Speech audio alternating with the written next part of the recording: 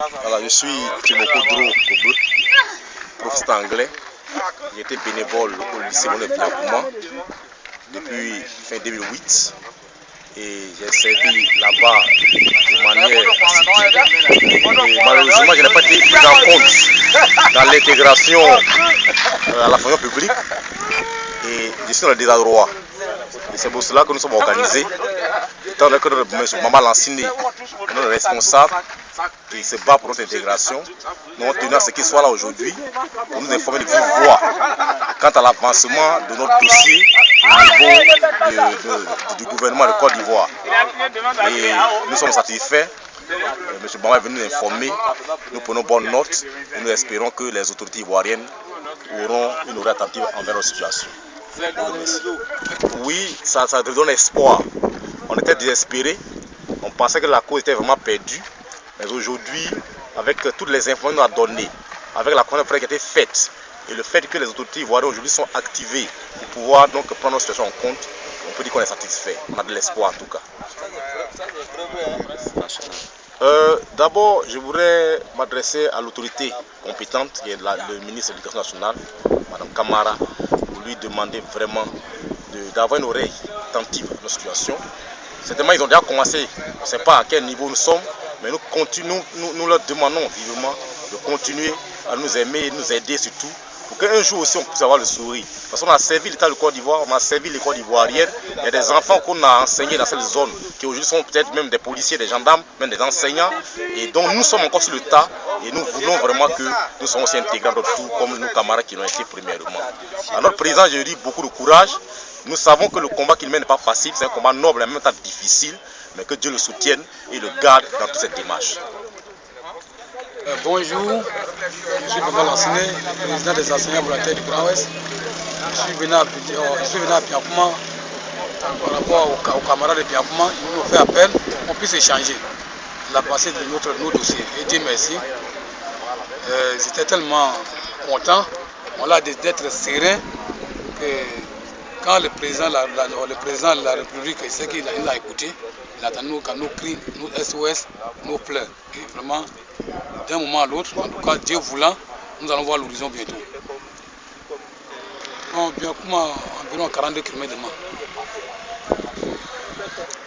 Il faut dire que les camarades, c'est bien vrai, mais c'est comme ça la lutte. Aucune lutte n'est facile. C'est en persévérant qu'on devient quelqu'un demain. On commence petit peu, on devient grand demain. On peut leur dire qu'à se calmer, la lutte n'est pas facile, elle est difficile. La lutte, elle est écailleuse, épineuse, mais tout ça là, on associe puis on devient fort. Je leur dit de se calmer, puisque nous, ils nous ont fait confiance, ils nous ont mis devant. Aujourd'hui, nous sommes là, nous l'avons croisé. La semaine passée, nous étions vers Ségla. Nous sommes arrivés vers Moné. Aujourd'hui, nous sommes à Biakouma. Ça veut dire que la lutte avance. Et nous savons tous que Dieu voulant, très très bientôt, aucun combat ne sera oublié. Nous avons commencé ce combat. Dieu va quand même accepter ce combat et puis demain, nous allons sourire. Nous allons voir quand même le sourire, de se calmer. Hop, ils ont sauvé les enfants de l'État ivoirien, mais Dieu aussi en retour les sauvera. Quand tu sèmes le mal, tu récoltes le malheur. Et quand tu sèmes le bon, tu récoltes le bonheur. Donc vraiment, ça veut dire que d'un moment à l'autre, tout va se passer très bien. Et nous serons très contents. Nos enfants seront contents de nous aussi. Le travail fait la nation.